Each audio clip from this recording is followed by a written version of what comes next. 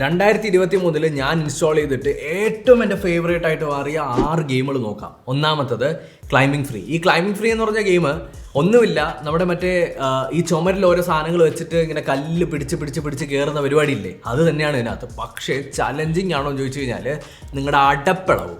അതായത് ഇതിൻ്റെ അകത്ത് നമ്മൾ 2 സൈഡിൽ സ്ക്രീനിൽ ഒരുമിച്ച് ടച്ച് ചെയ്യുമ്പോൾ ഓരോ കല്ലിലേക്ക് കയറി പിടിക്കും.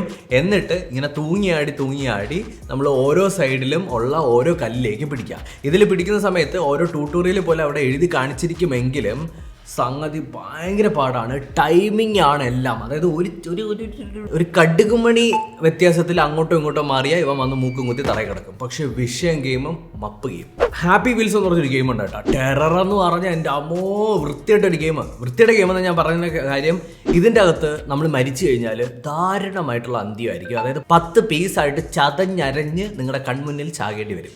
ഇതിനകത്ത് ഒരു ഗോൾഡ് ഫിഷിനെ കണ്ടുപിടിക്കലാണ് പരിപാടി. നമ്മുടെ കയ്യിൽ ഹോവർ ബോർഡോ സൈക്കിളോ ഒക്കെ കാണും, കുറേ ഒബ്സ്റ്റിക്കിൾസും കാണും. ഒബ്സ്റ്റിക്കിൾസ് എല്ലാം കടന്നു പോകുന്ന സമയത്ത് ഇതിൻ്റെ ഏതിൻ്റെങ്കിലും ഇടയിൽ പെട്ട് കഴിഞ്ഞാൽ നിങ്ങളുടെ കാര്യം തീരുമാനമായി.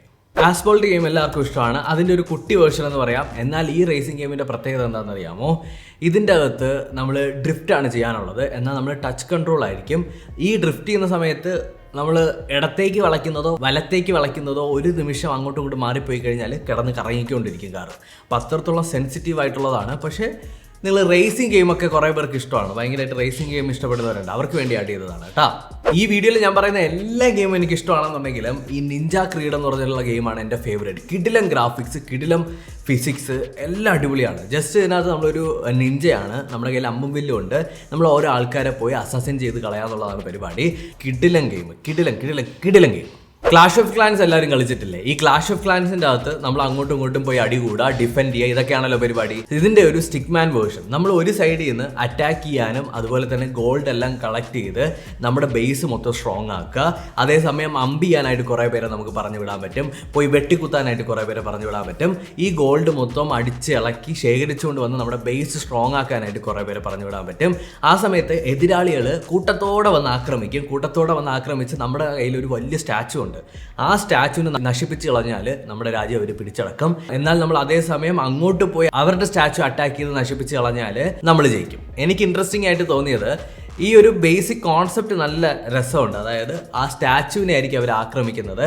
ആ സമയത്ത് അതിനെ ഡിഫെൻഡ് ചെയ്ത് വെക്കുക. അതിനായിട്ട് നമ്മുടെ ബേസ് ഏറ്റവും കൂടുതൽ സ്ട്രോങ്ങും ആവണം, അറ്റാക്ക് ചെയ്യുന്ന ആളെയും പറഞ്ഞു വിട്ടിരിക്കണം. അപ്പോൾ അടിപൊളി ഗെയിമാണ്, ട്രൈ ചെയ്ത് നോക്കുക. ഡൈ ഹാർഡ് എന്ന് പറഞ്ഞിട്ടൊരു ഗെയിമുണ്ട്. ഈ ഗെയിമിൻ്റെ പ്രത്യേകത എന്താണെന്ന് അറിയാമോ?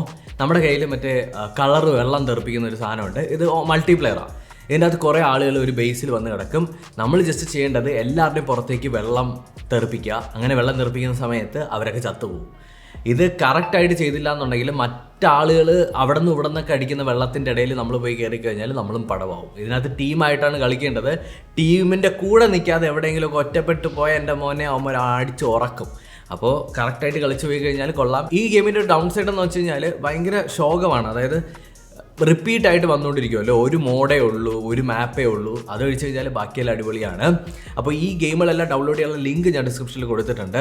നിങ്ങൾക്കറിയാമോ, വാട്സപ്പിൽ സക്കറണ്ണൻ കുറേ ഇൻട്രസ്റ്റിംഗ് ആയിട്ടുള്ള സാധനങ്ങൾ കൊണ്ടുവന്നിട്ടുണ്ട്. അറിയണോ? വീഡിയോ കൊടുത്തിട്ടുണ്ട്, കണ്ടു നോക്കുക. അടുത്ത വീഡിയോയിൽ വീണ്ടും കണ്ടുമുട്ടാം. സബ്സ്ക്രൈബ് ചെയ്ത് കഴിഞ്ഞാൽ വളരെ സന്തോഷം. അടുത്ത വീഡിയോയിൽ കാണാം. ബൈ.